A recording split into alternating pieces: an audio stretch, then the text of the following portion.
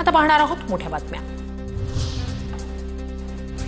अंबादास दानवेंच्या निरोप समारंभात फोटोशूट वेळी दिसला उद्धव ठाकरे शिंदेंमधला दुरावा। ठाकरे आणि शिंदेंनी एकमेकांच्या बाजूला बसणं टाळलं। शिंदेंनी गोऱ्हेंना बाजूच्या खुर्चीवर बसायला सांगितलं। विधान भवनात मुख्यमंत्री देवेंद्र फडणवीस आणि उद्धव ठाकरेंची भेट। ठाकरेंना पाहताच फडणवीसांनी नमस्कार म्हटलं। अंबादास दानवेंच्या निरोप समारंभासाठी जाताना भेट। मुख्यमंत्र्यांना धन्यवाद देतो, त्यांनी अंबादास सारखा कार्यकर्ता मला दिला, पण आमचे लोक त्यांनी घेतले, त्याबद्दल मुख्यमंत्री बोलतील का? अंबादास तुम्हीही पुन्हा येईन म्हणा, उद्धव ठाकरेंचा फडणवीसांना टोला।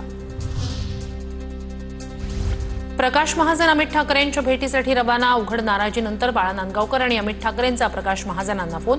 दोघांकडूनही महाजनांची विचारपूस। गोपीचंद पडळकर आणि जितेंद्र आव्हाड यांच्यात विधान भवन परिसरात शिवीगाळ। पडळकरांच्या गाडीचं दार लागल्याचा आव्हाडांचा आरोप। पडळकर आणि आव्हाडांमधील वातावरण अधिवेशनात दुसऱ्यांदा तापलं। रोहित पवार यांची पवारांच्या राष्ट्रवादीच्या सरचिटणीसपदी निवड। प्रदेशाध्यक्ष शशिकांत शिंदेंकडून वर्णी। फ्रंटल आणि सेलचे प्रभारी म्हणूनही नियुक्ती। महादेव मुंडे हत्या प्रकरणाचा तपास स्थानिक गुन्हे शाखेकडे वर्ग। तपासासाठी पथकं रवाना झाल्याची माहिती। महादेव मुंडे हत्या प्रकरणात आता 9व्यांदा तपास अधिकारी बदलले।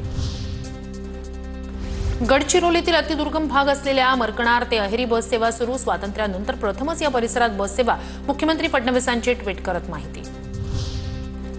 नाशिकमध्ये महाराष्ट्र राज्य रोजंदारी कर्मचाऱ्यांचं 9व्या दिवशीही आंदोलन सुरूच। कर्मचारी आज राज ठाकरेंची भेट घेणार।